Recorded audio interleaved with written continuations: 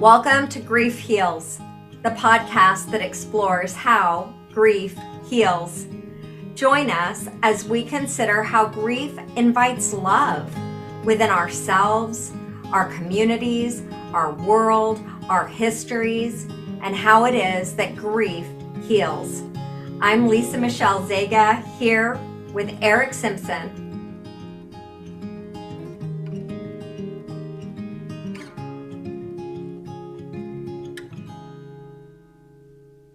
So before we start, I think that you had an announcement that you wanted to make. Oh, yeah. So we are recording this on November 3rd of 2023, and that is relevant because December 8th, 9th, and 10th in Santa Ana, California, I am working with three other coaches and facilitators, and we are hosting a workshop that runs for 3 days in Santa Ana, and it is all around what it takes to create new patterns, right? Like living away from autopilot to have the life that we desire for ourselves. And we just get stuck in ruts. We're designed that way. But then there are conscious things we can do to exit those ruts. And I'm going to be working with Brandon Cook from Naming the Real. This is a training that he wrote. And there are many somatic exercises, things that involve our body, as well as a focus on grief, because grief that's ignored also takes energy away from living the life that we desire for ourselves. We'll have some information about that in the show notes, and I would love to meet some of you in person and explore these things together. I am incredibly excited about this. Oh, sounds good. So we're going to talk about grief some more, which is appropriate given the title of the podcast. Absolutely. Before we do, I would love, there was a story you told me about yourself and conversation before we hit record. And if you're willing to tell it for our listeners, I think that'd be really great. Sure. Back, about 30 years ago, I'm 55 years old. When I was very young, I was extremely shy, and I was also probably on the spectrum, the autism spectrum, although I've never been diagnosed. All three of my kids have been diagnosed at various levels. I had to be taught how to have a conversation by a guy that was discipling me from the church. And he told me that it's like playing catch, throwing a ball back and forth. And the reason that he felt like he had to teach me this is because he would talk to me and I would just look at him and wouldn't really respond to him. And it's not because I had things to say and just was afraid to say them, but it was a processing thing. Nothing would come into my head to say. So hopefully I've improved over the last 30 years since I have podcasts that I'm doing. Thanks. So you and I, just for people who don't know, we have been friends for more than 30 years. So we have had several conversations and different points of awkward silence, which I have come to treasure silence just in life, right? Really believing that all of us have guidance that we need within and that we need the silence to access it. But in a world that doesn't value silence, that can feel so awkward. And also wondering, with us talking about The First Gate of Grief by Francis Weller, and that is that everything we love, we will lose. But there's one aspect to this gate that I'm wondering if it will come up, and I'm wondering if it'll be connected even to this conversation, right? Like the way that at some point in your history you were learning more about conversations. But we'll see where this conversation goes and if even that's part of it. But yeah, awesome. In our last episode, we talked about the 5 gates of grief that Francis Weller writes about in his work. You came up with the idea that we would go over some of these in more detail.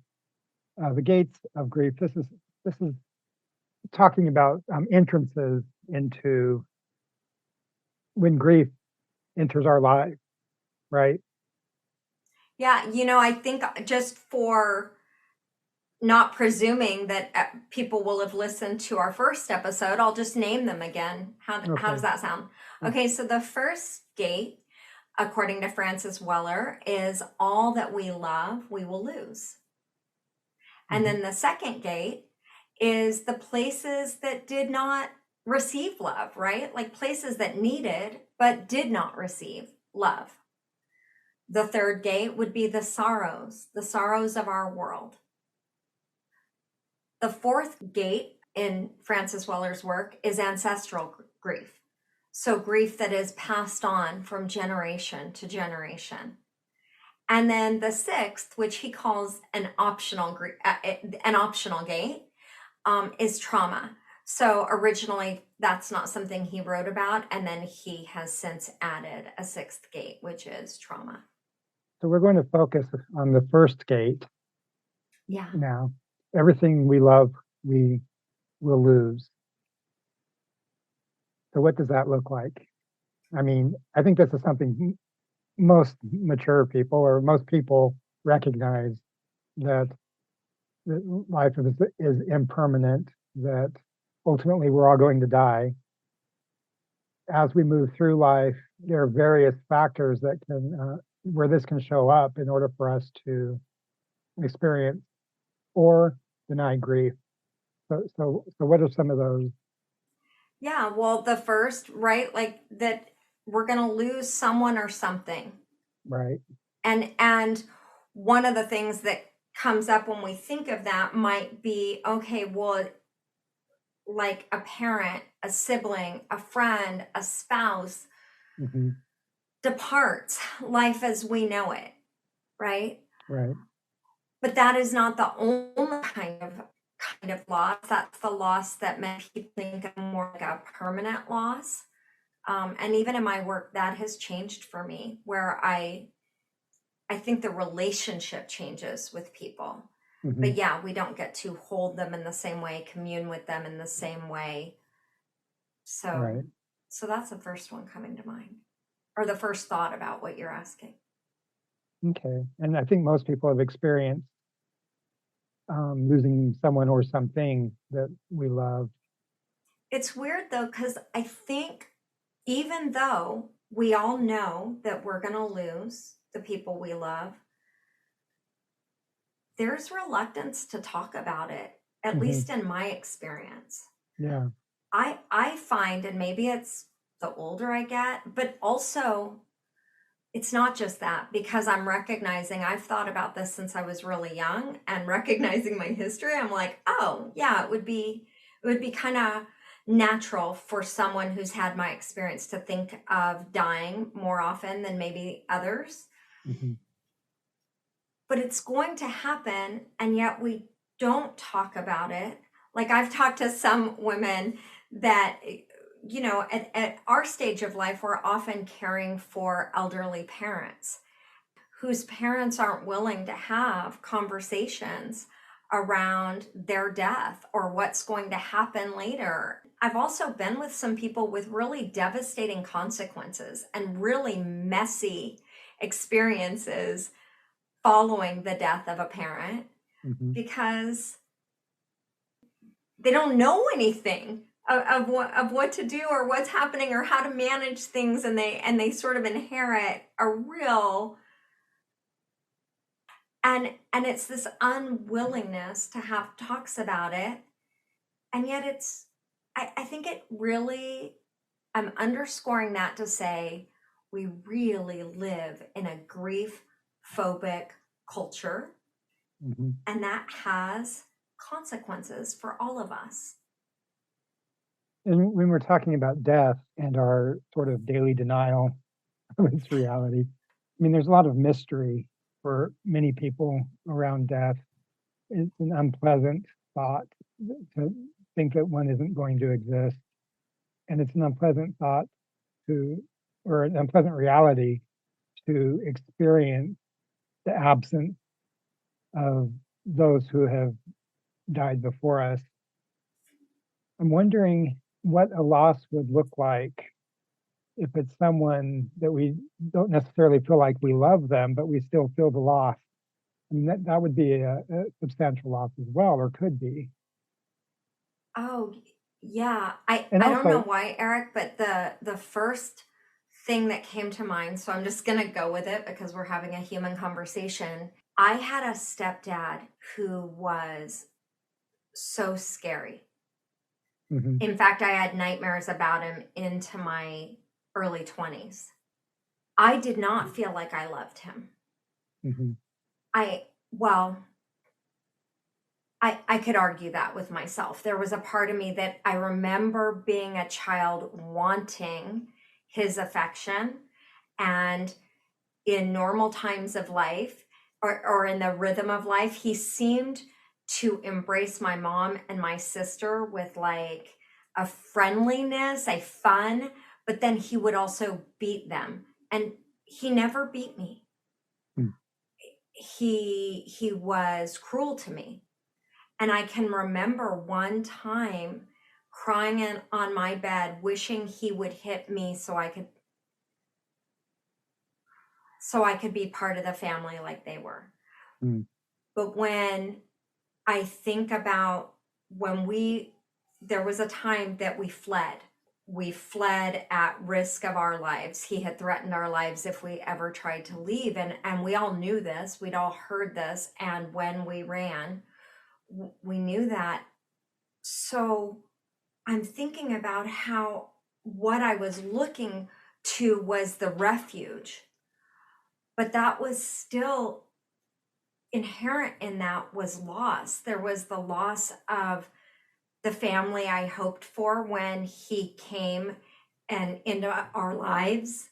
We moved on to, I don't know, 30 acres in Texas. We had more like a farm, ranch kind of lifestyle, big, Mhm. huge gardens. Like there were our horse, Molly B. Like we left everything. We left the horse. We left the horses. We left Miss Beasley, the goat. We left the chickens and the doves and the barn and the big oak trees. And I never had capacity or understanding to talk about the loss that we all experienced. A loss of affection or a loss of a stable father figure seems Yeah. to be implied there. You know, the loss of the actual relationship itself, I don't know, is that something that you would grieve? Well, I would grieve it more from the aspect of what the potential for that relationship was that wasn't Hmm. realized. Hmm. So maybe in the first skate, we might look at that like the loss of a dream. I had a childhood dream of what a daddy would be, Hmm. right? But Right, then the physical losses too, like that was our home. We right. lived on a beautiful property. We lived like we loved our animals. So there was a lot about our lifestyle that we loved. And I mean, just even being out there working with our hands and being part of the garden planting and harvesting. And so that was for sure a loss. I was curious, or I am curious, let me put it this way. When you talked at the beginning about having autism, I know you said it was undiagnosed Hmm. but this, or social anxiety, and Right. how that impacted conversations for you. Hmm. I'm wondering if you consider that a loss, or if you've ever thought about that and what comes to mind when I ask you. Yeah, I think that would be a loss. It would be a loss of my sense of normalcy because I think I developed complexes and had all sorts of other problems socially due to that. Didn't really learn how to socialize with people until I was in my 20s. There is that, and that would be included in the first skate probably. Yeah, yeah. And what value could you imagine there might be in just honoring that loss, even acknowledging it? I think some of the value of it would be just in acknowledging it would be an acceptance of it as your friend, like it just touches my heart because I can imagine losses that you experienced related to this, and even not understanding what Right. was going on, or not even having an appreciation that this was your normal, Hmm. right? Like it's so I think maybe I mentioned last week, or maybe that was in another meeting, but Gabor Mate's book, The Myth of Normal, he actually, I think in that book he talks about ADHD as a response, right, to our environment, and not just our outward environment, but even our inward environment of the womb, and even how things carry over from generation to generation. And acknowledging I inherited this in a way, and I didn't know what it was, and it was the only normal I knew, and then I was ostracized for it. Hmm. And the depth of relationships, like I know you as a person that we just have a very deep, long lasting relationship, but that's taken like years, and growing and nurturing and time and understanding, but we don't get that a lot of times in our society. We Right. instead we get punished, ostracized, blamed, joked about, Hmm. right? And there's loss there. And then to honor my own loss, I'll just speak for myself. Honoring my own loss has helped me to be a better friend, a better wife, a better, like, and not just better in terms of self development, better in terms of aligned with what I desire for my relationships. I don't want to put people down. I want to honor the beauty that's before me. Hmm. The reason I love grief, and how I believe that grief heals, Hmm. and why I see grief as an invitation to bring love to all the places that have not known love, is my experience of honoring the losses that I've carried have enabled me to be more aligned with who I am and who I want to be in the world, being able to receive love, love of which I'm worthy, and to give love, love of which you're worthy. That has not been my experience, even though for most of my life, even though I've very much desired to feel love and connection and belonging and safety in relationships. Right. Grief has been my gateway to the love that I desire. There's some sense in which grief can be what they call in depth psychology and in mythology a psychopomp, which is uh, a creature, an animal that takes guides people into the underworld. And a psychopomp in this way would be someone who guides us into the unconscious aspects of the soul. If you see grief in that way, what you're suggesting is that it brings you into a place where you can make conscious those aspects of your soul that are not conscious. And once they become conscious and integrated into your psyche, you can learn how to not only accept yourself, but to behave in more healthy ways. I just so people know, this is one of the things that I love about Eric Simpson. First of all, I learn so much just being in your presence. You are so well read and such Oh, a thoughtful human. So I just, and my whole body is alive with warmth right now. I was not familiar with that term. I was not familiar with that concept directly like that, right? Like I feel like mhm, I touch on it all the time. That is exactly, mhm, that is, and when you think about it, there are parts of our unconscious that it's like we are afraid of them becoming in our conscious awareness, right? yeah, Like I'll just, the word slut comes to mind. That was a part for me. I didn't want anything connected to that word about me. And so that was banished. Even the loud Lisa, banished. The victim or abandoned, right? Or unworthy, all these parts of me that fragmented from my own wounds. Mhm. See, that's why I think we're cruel in society, is because what we banish in ourselves, we condemn and reject in others. That's why I think we have a homeless crisis. Mhm. This is why grief matters to me, because I think we are so busy rejecting parts of ourselves. It's made manifest in our physical world what and who we're rejecting. That is us. We are the rejected ones. When you described, like in mythology, let's say, this as a mythical creature guiding me to the underworld of my subconscious, Mhm. in our last episode, I mentioned that I love grief because I have never felt more alive, joyous, or real. Mhm. I was so like, that's another part of me that I rejected, banished, is the part that just felt like a phony, a performer, a fake. Welcoming her to the table of my existence, welcoming all parts of me. And I love that, because I really genuinely believe that love is what we need to heal, and grief is.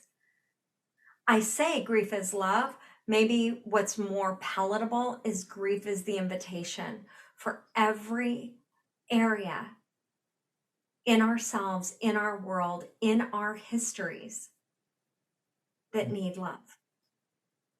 So what you're not saying when you say that you love grief is that you walk around morosely and have a morbidity like, man, I'm going to die. Could be today.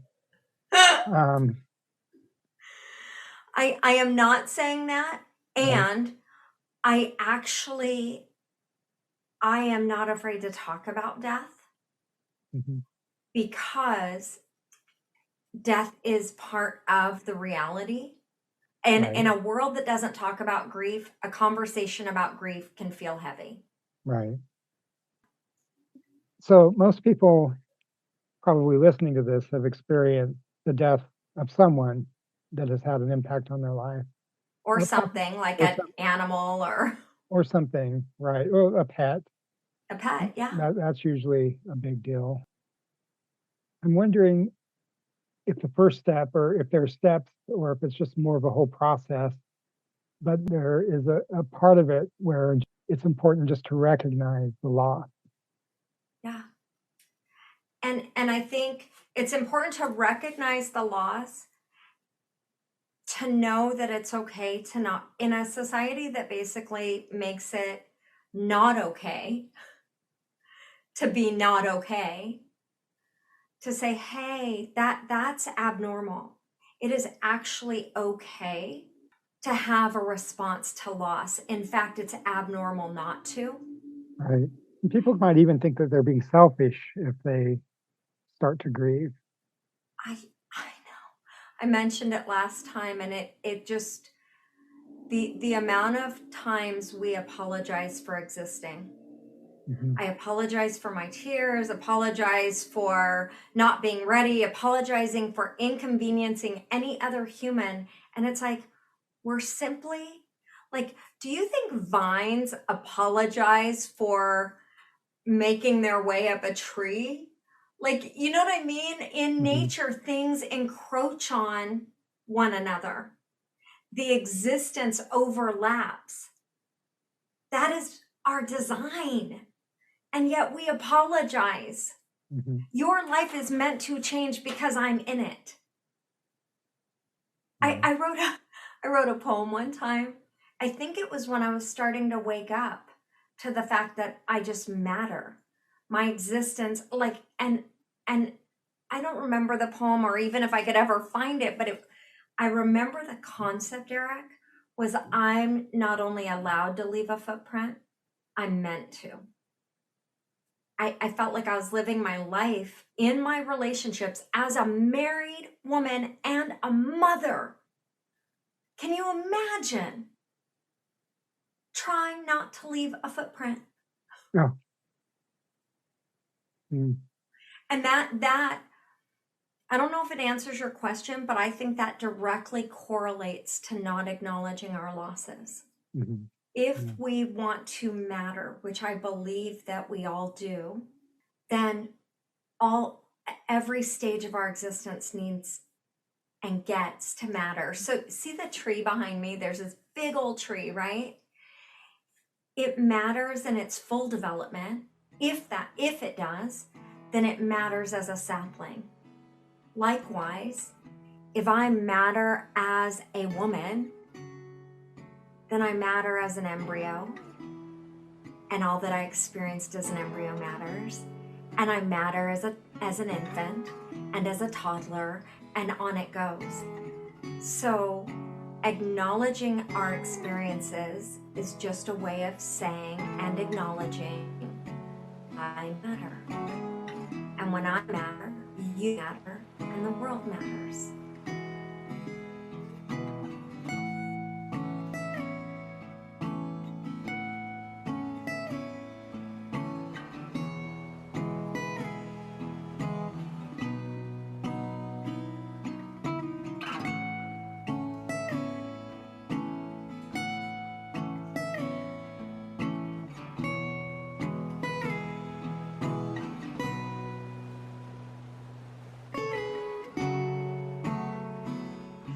You've been listening to Grief Heals with Lisa Michelle Zega.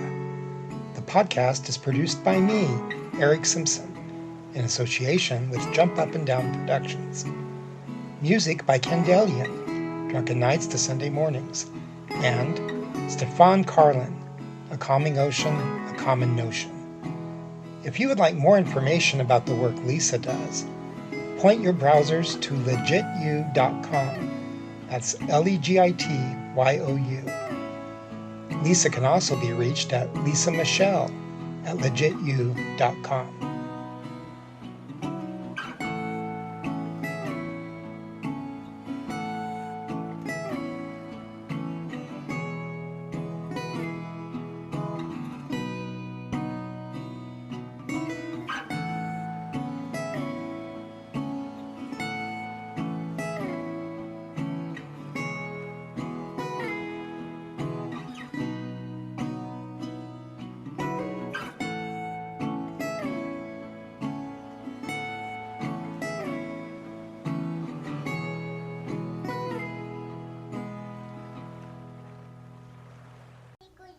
This has been a Jump Up and Down production.